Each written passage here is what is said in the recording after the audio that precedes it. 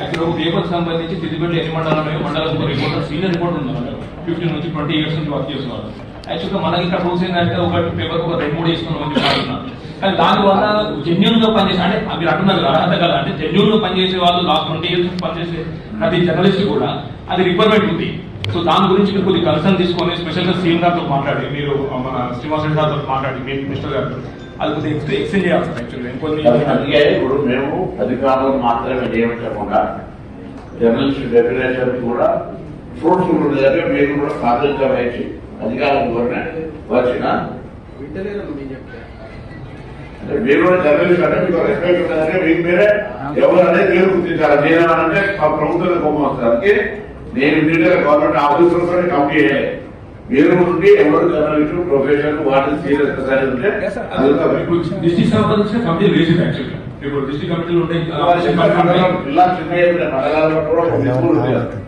మండలాలు ఉంది. ఏమంటున్నా సార్ ప్రతి మండలానికి సంబంధించిన సీనియర్ రిపోర్టర్ ఉన్నారు. వాళ్ళందరూ కూడా ఎలిజిబిలిటీ ఉంది. బట్ ఏంటంటే మన జీవో ప్రకారం మీద కొంతమందికి ఇస్తామని చెప్పేసి ఒక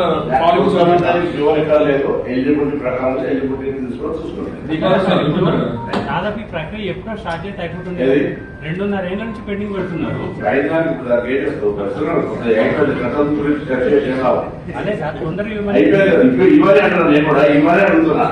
ఈ అభివృద్ధికి సంబంధించి జర్నలిస్టులే ప్రధానమైనటువంటి ప్రజా సమస్యలు ప్రభుత్వం దృష్టికి తీసుకురావడం కానీ ప్రజల గొంతులు ప్రభుత్వం దాకా తెచ్చేటువంటి మీ అందరూ కూడా ఈ సందర్భంగా తెలంగాణ ఉద్యమంలో ఆనాడు ఒక 10 మంది 50 మంది వాళ్ళ మొత్తం ప్రభుత్వాన్ని సభ్యుపరిచేసిన తెలంగాణ ఆకాంక్ష కోసం ఏదికైతే భాగస్వామ్యం చేస్తున్నారో ఈ ప్రభుత్వ కార్యక్రమాలన్నీ కూడా విజయవంతంగా కావడానికి సంబంధించి మరి మీ అందరి భాగస్వామ్యాన్ని కూడా తెలంగాణ ఆవిర్భావ దినోత్సవ సందర్భంగా కోరుతా ఉన్నా. ఏదైనా అంశం ఉన్నప్పుడు మీరు రాకుంటే ఇక్కడ సిద్దిపేట అవుతా లేదా మీరు హుస్నాబాద్ వచ్చినా హైదరాబాద్ వచ్చినా తప్పకుండా అందరికి అందుబాటులో ఉంటారని మనవి చేస్తూ మీ అక్రిడిటేషన్ సంబంధించి కూడా దయచేసి అక్రిడిటేషన్ సభ్యులు సమావేశం హాజరై మీ అభిప్రాయం చెప్పండి. త్వరలో సమావేశం పెట్టుకొని చెప్పినాం.